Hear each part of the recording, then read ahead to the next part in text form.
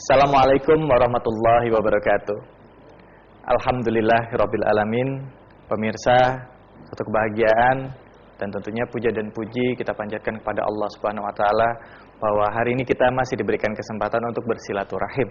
Dan tentunya kita masih diberikan kesempatan juga untuk memasuki bulan suci Ramadan, di mana di bulan suci ini merupakan bulan yang penuh dengan keberkahan dan juga bulan yang penuh ampunan.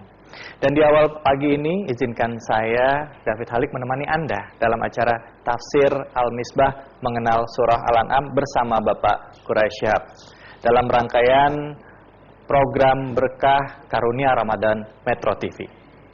Ya, di awal perjumpaan kita ini kami akan mengajak Anda untuk mengenal lebih dalam dari surah Al-An'am ayat pertama dan seterusnya, di mana ayat ini berbicara tentang keesaan Allah dan juga kekuasaan Allah. Dan ayat ini juga berbicara tentang bahwa Allah sudah menentukan ajal manusia dan apa yang terjadi dalam diri manusia. Nah, untuk membahas mengenai hal ini sedetail-detailnya dan sejelas-jelasnya sudah hadir guru kita di studio pada kesempatan yang berbahagia ini, yaitu Bapak Quraisy Shihab. Assalamualaikum warahmatullahi wabarakatuh. Waalaikumsalam warahmatullahi wabarakatuh. Bagaimana kabar Pak? Sehat? Alhamdulillah.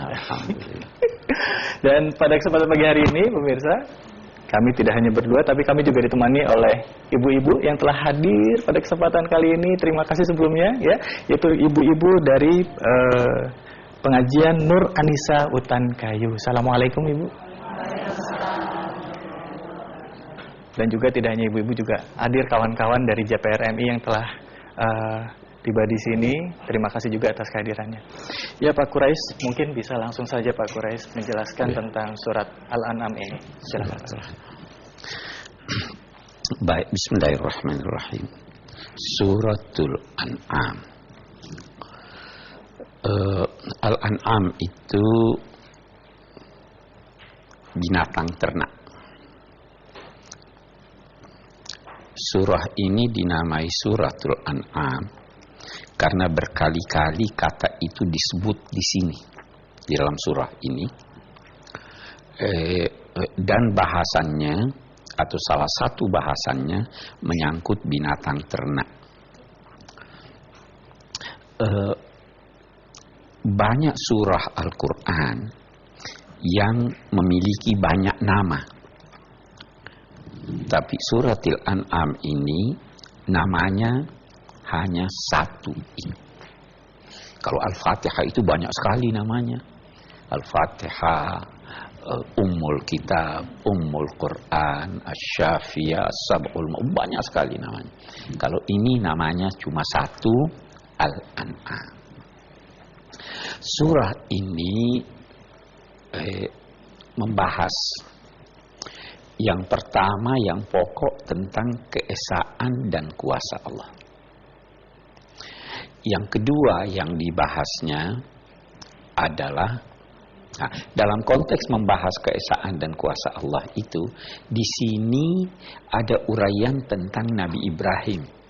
Bagaimana beliau menemukan atau mengajarkan umatnya tentang keesaan Allah.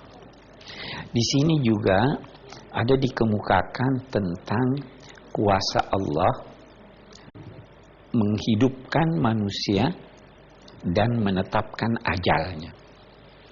Ajal itu ditentukan Allah. Anda mau mati, ada orang mau bunuh diri, kalau Allah belum takdirkan, tidak.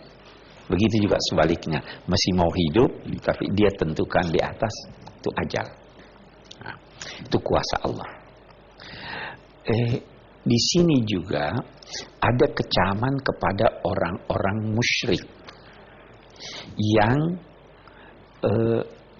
menyembelih binatang tanpa menyebut nama Allah, yang mengharamkan binatang ini kalau begini, yang membolehkan binatang ini khusus untuk laki-laki, melarangnya perempuan. Itu bertujuan untuk menetapkan bahwa sebenarnya yang berhak untuk mengharamkan dan menghalalkan itu hanya Allah. Manusia tidak berhak menghalalkan atau mengharamkan kecuali apa yang ditetapkan oleh Allah. Nah, surah ini punya keistimewaan khusus, antara lain surah yang terpanjang turun sekaligus. Surah yang terpanjang turun sekaligus, satu malam turun semuanya. Biasanya ayat-ayat Al-Quran itu ada yang turun 2 ayat, ada 3 ayat. Ini 160-an ayat turun satu malam sekaligus. Dalam satu riwayat dikatakan turunnya itu diantar oleh 70.000 malaikat sambil bertasbih. Ini surah kita. Surah kita ini dimulai dengan firman Allah. Nah, ada lagi hal satu. Dimulai dengan firman Allah. Bismillahirrahmanirrahim. Alhamdulillahilladzi khalaqas samawati wal ard wa ja'alaz zulumati wan nur. Tsumma alladzina kafaru bi rabbihim ya'dilun. Dimulai dengan alhamdulillah, ya kan? Bismillahirrahmanirrahim. Alhamdulillah. Di dalam Al-Quran ada 5 surah yang awalnya alhamdulillah setelah bismillah. Oke. Al-Fatihah setelah bismillah, alhamdulillahirabbil alamin. Ini suratil An'am, alhamdulillah alladzi khalaqas samawati wal ard.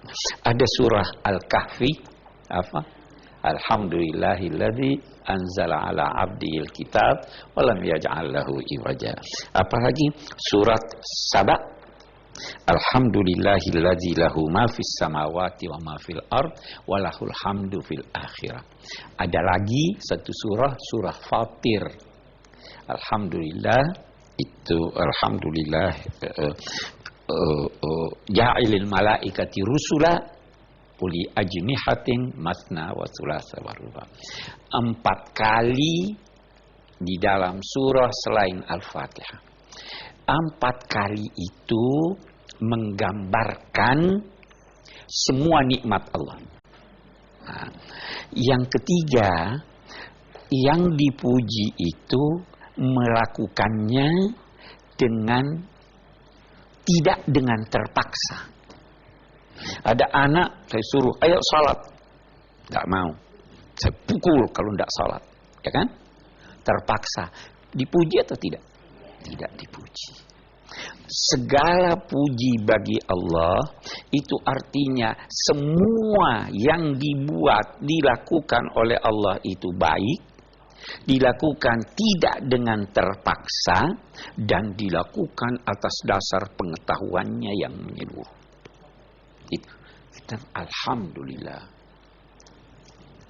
Di sini dia katakan alladzi khalaqas samawati wal ard wa ja'alaz zulumati wan nur. Allah yang menciptakan banyak langit dan bumi, dan dia yang menjadikan banyak gelap dan satu terang. Apa maknanya ini? Yang pertama dulu, kalau kita lihat di sini, Allah menyatakan segala puji baginya dengan menegaskan sebabnya dia dipuji. Kenapa puji Allah? Karena dia yang menciptakan langit dan bumi, dia yang menjadikan terang dan gelap. Kalau begitu, jangan puji orang kalau tidak ada sebabnya yang wajar. Ya, puji orang kalau wajar. Mau menjilat orang, puji-puji orang nggak boleh. Karena dia tidak wajar. Itu yang kita temukan dari Al-Quran. Khalaqas samawati wal ard, menciptakan langit dan bumi. Biasanya Al-Quran kalau menggunakan kata khalaqa, khaliq, pencipta, maka itu tekanannya pada hebatnya ciptaan. Kalau dia menggunakan kata ja'ala, menjadikan, maka itu untuk menjelaskan manfaat yang diperoleh dari apa yang dijadikan. Hebat sekali ciptaan Allah, langit dan bumi. Sungguh banyak manfaatnya, terang dan gelap. Gelap, kalau tidak ada gelap, terang terus menerus, boleh jadi ada orang yang nggak bisa tidur, ya.